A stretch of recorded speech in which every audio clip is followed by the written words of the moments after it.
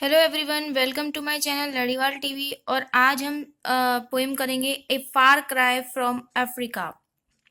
ए far cry एक idiom है जिसका मतलब होता है work is about to impossible. ये पोएम डेरिक वेलकॉट ने लिखी थी, जिनका टाइम स्लॉट था 1930। जिनका जन्म हुआ था 1930 में और उनकी मृत्यु हुई 2017 में। Walcott teacher, play right and poet artist थे और इनको नोबेल प्राइज फॉर लिटरेचर मिला था 1992 में। ये जो पोएम है अ फार क्राई फ्रॉम अफ्रीका, ये पब्लिश हुई थी 1962 में पब्लिश हुई थी।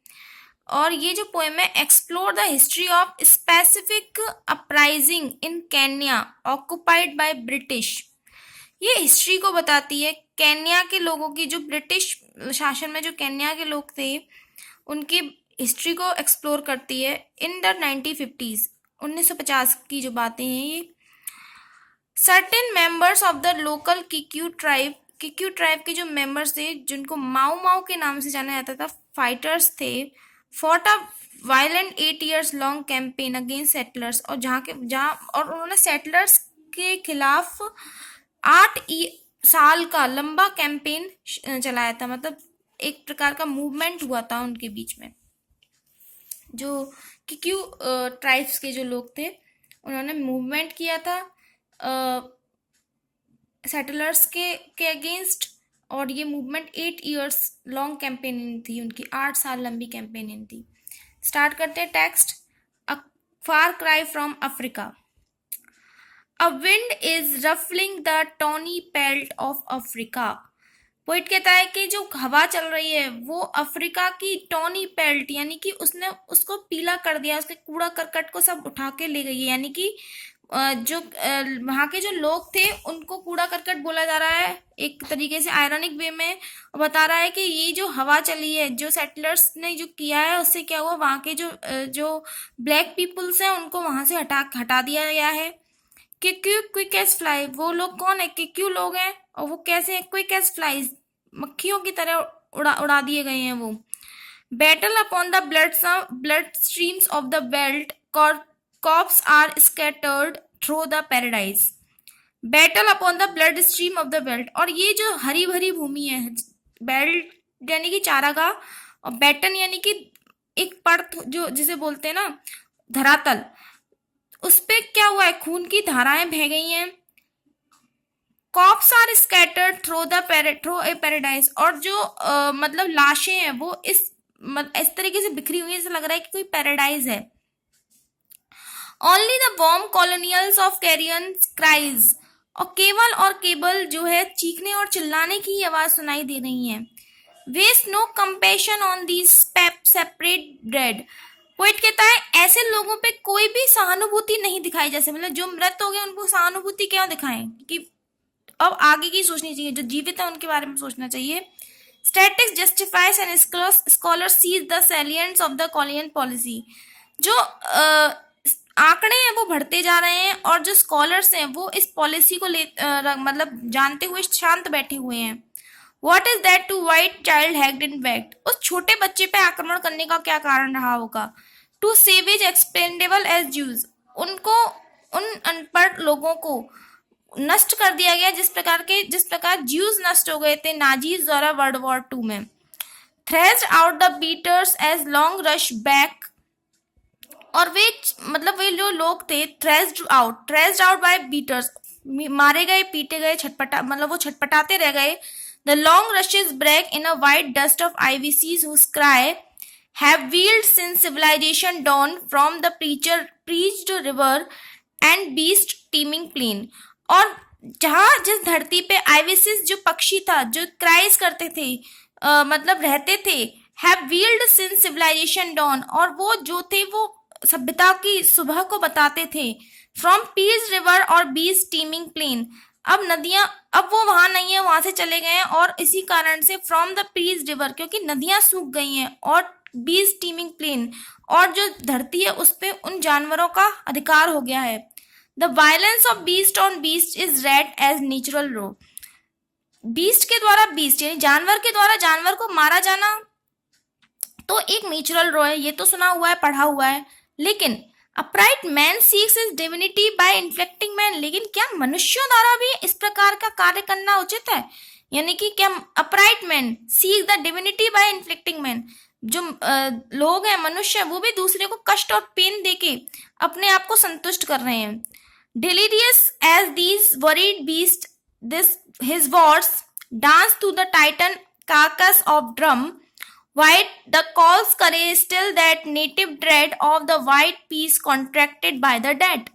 ये उन्मादी लोग, डिलीरियस यानी उन्मादी लोग, वरिड बीस्ट जानवर की भांति हो गए। His wars dance to the tightened carcass of a drum, और एक प्रकार का मतलब ये जो युद्ध सा वहां पे छिड़ गया है। While he calls courage still that native dead of the white peace contracted by the dead, और वो अपना साहस उन लोगों को, उन मासूम लोगों को मारने में समझते हैं।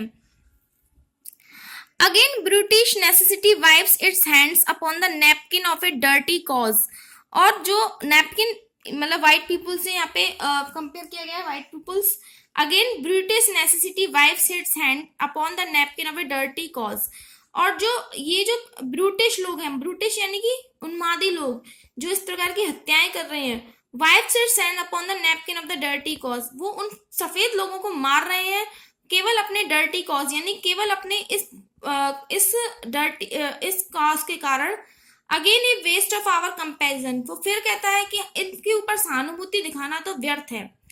As with Spain the gorilla wrestles with the superman, जैसे कि स्पेन में हुआ था, the gorilla wrestles with the superman, कि क्या कोई गोरिल्ला किसी सुपरमैन को हरा सकता है?